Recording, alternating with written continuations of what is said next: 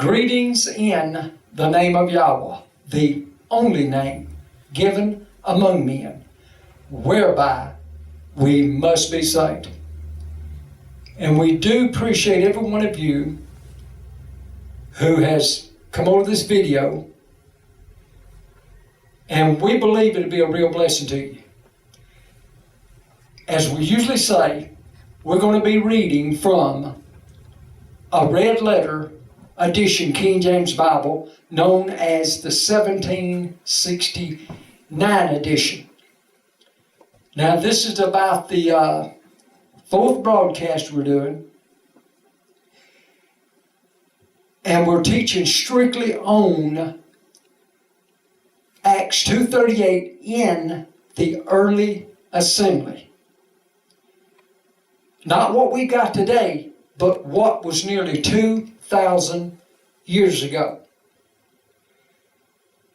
If you was to backtrack from the time the Mashiach, or the Messiah, was born, you're looking at between 4,000 to 5,000 years from the time of creation, give or take somewhere within that time frame. Why would a name, all of a sudden, the name of the Creator of heaven and earth, just disappear? I mean, just vanish. And what's so sad is that the church today really has no understanding of the Creator of heaven and earth, His name. Now I'm talking about supposed to be in the church today. I'm talking about Oneness Pentecostals, Apostolic Oneness Pentecostals. And as we have up here on this board here, or this screen, we got the day of Pentecost, 30 to 33 AD. And we've got to know what was the name of the Father before the Son came. And you're dealing with two minds, oneness and Trinity. The oneness can only have one name. The Trinitarian doctrine can have many names. So I'm here teaching the oneness. I'm not even considering a Trinitarian doctrine in this. If you're Trinity, this will help you. But we're pushing one name, not all these different names they've got today. Matter of fact, scroll down a little bit there, brother, if you don't mind it. We're going over to the book of Colossians.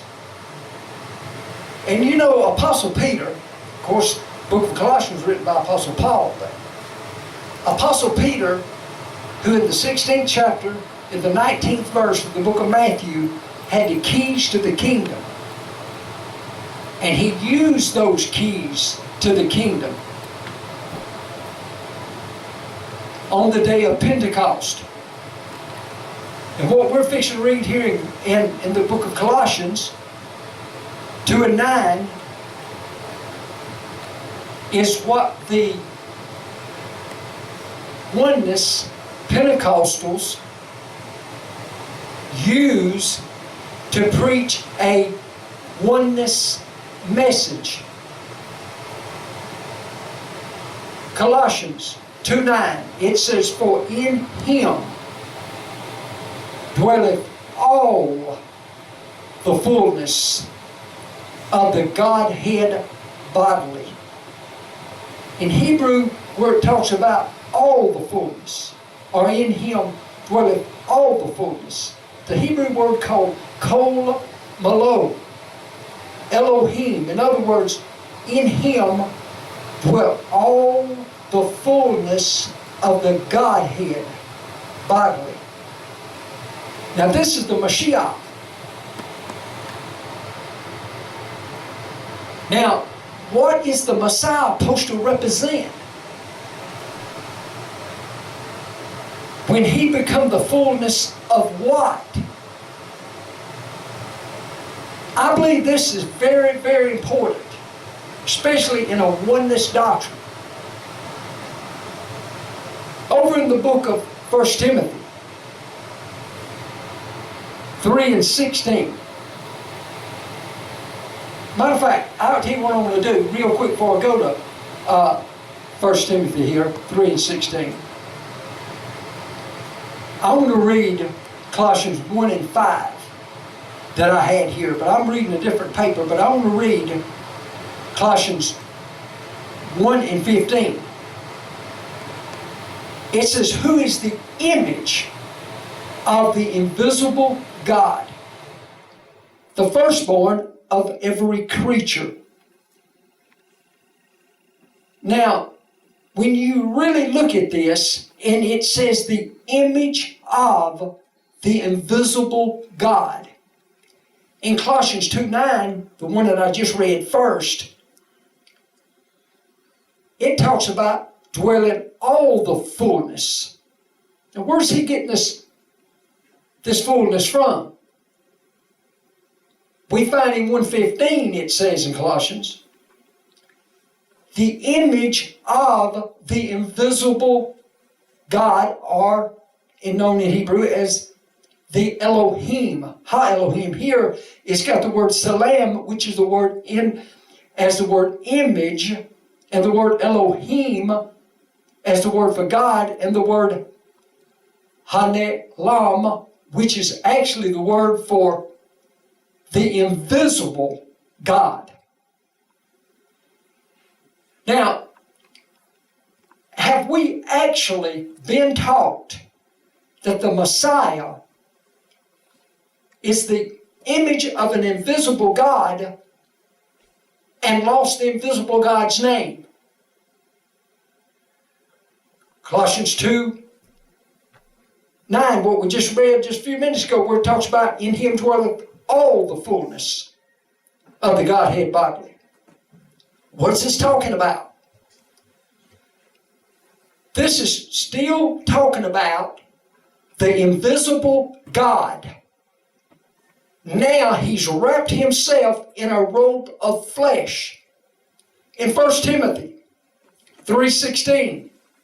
Now you want to know what real, true, apostolic oneness is? This is it. When you can understand the Godhead and understand what that Mashiach come to be the fullness of. Trying to preach a Godhead or the fullness of the Mashiach without understanding the purpose of the Godhead. That's what's happened today. They have literally forgot his name or have not been told it. In 1 Timothy 3:16, that's up here, it says, without controversy, great is the mystery of godliness. God was manifested in the flesh, justified in the spirit, seen of angels, preached unto the Gentiles, believed on in the world, and received up into glory. Here where it uses the word great, it's the mystery. It's the word called gadol as great, sod as mystery, and the word hakasidut is the word of godliness. Then it says, God, Elohim, Nigla, which is the word manifested. The basar means in flesh. This is showing you that before this manifestation in a robe of flesh, there was something somewhere. Before this robe of flesh, where it says God was manifested. Before this God wrapped himself in a robe of flesh, he had a body. Or excuse me, before this body, he was a spirit. And he dwelt somewhere.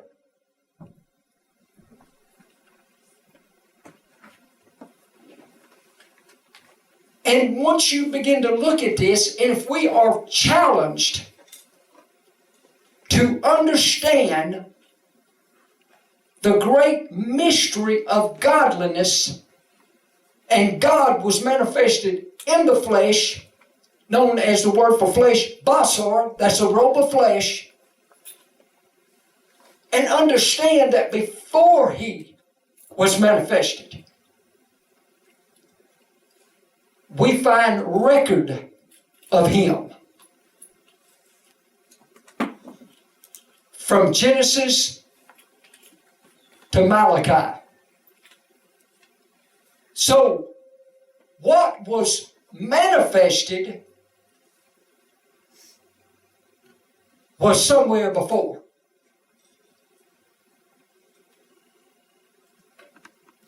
Because among the Oneness Pentecostals that's being taught today, the way they're being taught that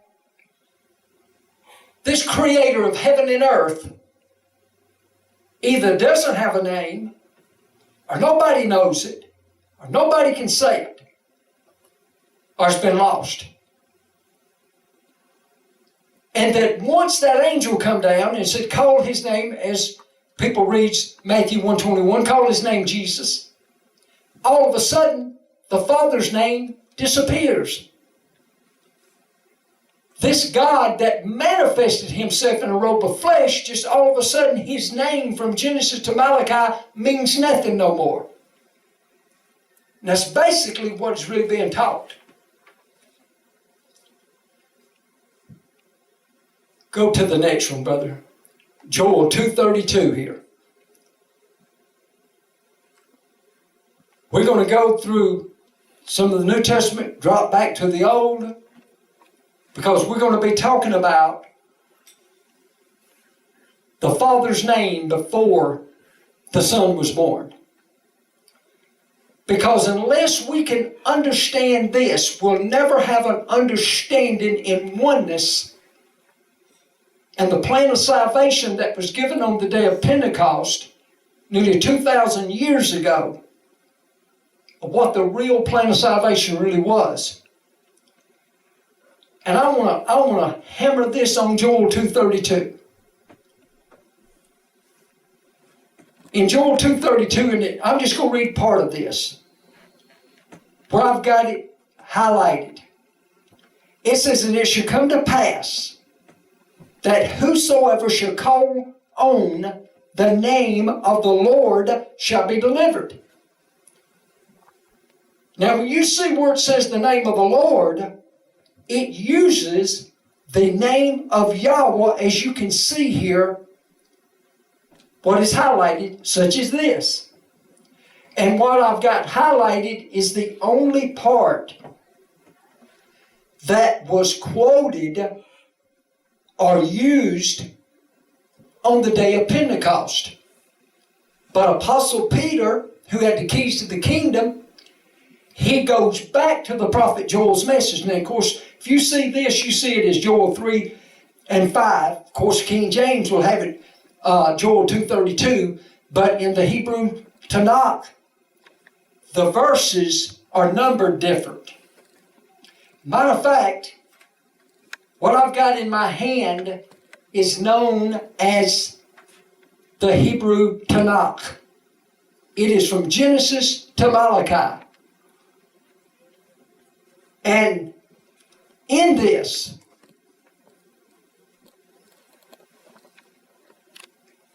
nearly 7,000 times, to be exact, around 6,828 times, they have literally taken out this name.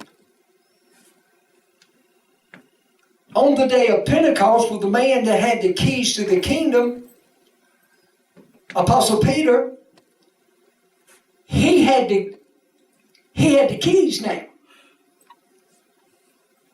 He had no writing of a New Testament, even though they were living in a New Testament.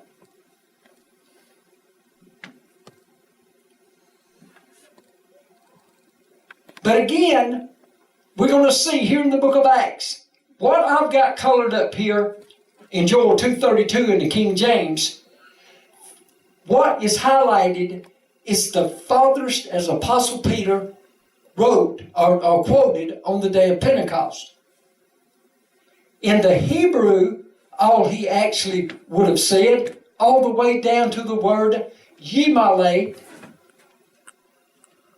for the word saved. Now, when we take our King James Bible and we go over to the book of Acts 2:21, we already understand in verse 16, he's talking about the prophet Joel. But in verse 21, when you look at this, and you compare what I've got here in 21 and Joel 2:32, that's all that he quoted. In other words, he stopped at the word Yimalate, saved, because the rest of the prophecy for in Mount Zion is a future prophecy. And you understand and you can see that the word L-O-R-D is used 3 times in Joel 2:32. In the Hebrew, it's used 3 times, but it's not covered up. You can see it 1, 2, and 3 times. Remember, Apostle Peter quoted part of the prophet Joel's message using the name of Yahweh. In apostolic Pentecostal teaching, they're teaching that the name of Jesus either was replaced or put alongside the name. And according to one of the books of one of the biggest Oneness Pentecostals teachings, they said that the early assembly never baptized in the name of Yahweh. Of course, they used the word Yahweh. That goes totally contrary to what the Word says. All right. If you read, pull it up just a little bit to Mark for me, brothers, 12 and 29. Come on up a little bit more right there. That's fine. 12:29 of Mark. Now this is the Messiah walking on the face of this earth after his ministry had got started. And this is what the Mashiach quotes. He quotes from Deuteronomy 6 and 4. Or read or ever what. And of course the King James says, and Jesus answered him. Now this, once you really get a hold to this name, when you go back, it's impossible for a name that was the name of Jesus that was never even in the original 1611 King James Bible. But it says, the first of all, the commandment is, Hear, O Israel, the Lord our God is one Lord. Now he quoted from Deuteronomy 6 and 4. See, the Oneness Pentecostals, if you do have a name other than Jesus, they got a big problem. Because it's going to be hard to stick several names where it uses the word N-A-M-E. No prophet from Genesis to Malachi ever gave witness to any other name other than the name of Yahweh. Remember, when you see the word, these letters known as Yud Hey Wav Hey, or in English YHWH, this is what the Messiah was the fullness of. In him dwelt all the fullness of the Godhead. This is what it's talking about. So for us to understand the Godhead, we've got to understand from Genesis to Malachi to understand the fullness of the Godhead bodily. When it says God was manifest in the flesh, when it says God was manifest in the flesh, you know what it's talking about this. This is the God it's talking about. The God of Abraham, Isaac, and Jacob. All the prophets gave witness. This was the fullness of the Mashiach. This is what the Mashiach come to represent. This is the only way oneness, true apostolic oneness, can be taught. When Apostle Paul began to write this book of Timothy, and he said, great is the mystery of godliness. This is what he's talking about. God was manifested in flesh. Where did Apostle Paul get his message? He had no writing of a New Testament. It was the knowledge that he had from Genesis to Malachi. It was the knowledge that Apostle Peter had from Genesis to Malachi. So in Hebrew, you hear the oneness always quoting Deuteronomy 6:4 to build a oneness message. This is what's known as the Shema Yisrael, Yahweh Eloheinu, Yahweh Echad. This is the oneness. But when you look at Deuteronomy 6:4, that is referring to, this is talking about what the Mashiach come to represent. He was born in a robe of flesh. The flesh was the son part. The fact that was in him is what the mystery is all about. This is the mystery that was in him. And there's so much to this, and I'm just having to cut this short here to keep on going. And some of this we'll deal with in weeks to come. Go to the book of Genesis 8:20. Come on, brother, up to the 8:20. All right. Still using a red letter edition King James Bible. And I'm just going to read part of this because of time. It says here in Genesis 8:20, it says, and Noah built an altar unto Yahweh. Now, when you look at this right here, here's the word Mizbeach, talking about the altar, La Yahweh. Now, I want you that are not familiar with this.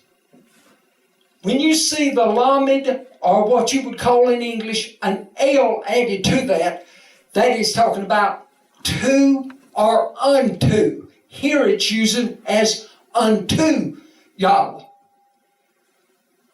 That means that before the flood, that Noah, who was a righteous man in his time, built an altar. Or after the flood, built an altar. Because Yahweh is the one that told him to build the ark. And he did. Scroll up a little bit, brother, if you don't mind it. Right here we have Abraham, or known at that time as Abram or Avram. And just dropping down to the bottom, you that's got your Bibles, you can study this out. But it says, and there he built an altar unto the Lord, and called upon the name of the Lord. Remember, this, every time, these are cover-ups. The word Lord, L-O-R-D, are cover-ups. But we find here, now, to you that's listening to this and you're not really familiar, Hebrew's going to read from right to left, where the English goes from left to right. So again, we have where it says, and he built an altar unto, and it Mizbeach LaYahweh. And the word Vayikra is the word call on. That means he used it. He spoke it. The Bashem, the name Yahweh. He built an altar unto Yahweh, and he called on the name of Yahweh. This was Abraham or Abraham that done this. Now, you remember one thing. When you see this L-O-R-D, there's a cover-up. I know this is a shocker to most of you, but the name of Jesus is one of the cover-ups. This has nothing to do with attacking nobody's experience. I've been in Pentecost all my life. It's all I've ever known. And I was taught all my life Acts 2:38. Jesus' name baptism. Until I got to studying. And I had a man that I'd never met before got me studying. And I studied. I didn't know what another man said. But when Yahweh got through with me, I understood what was really happening. And it looks like that on this video, as time's about gone, and we're going to pick this back up on the next video. But I want you to understand that true apostolic oneness, this is what the Mashiach declared to be him. Why would they just take this and it just disappear, throw it out, it's just gone? And people make mockery of this because of ignorance.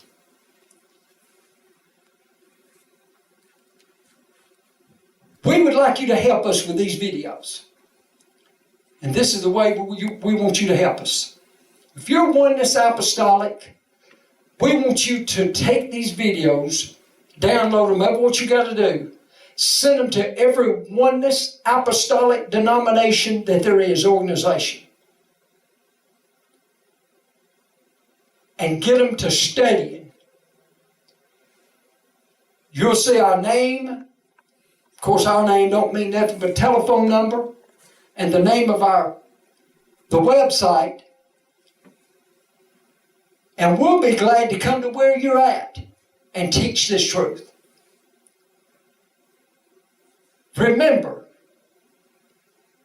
real, true apostolic oneness can only be built off of Scripture from Genesis to Malachi.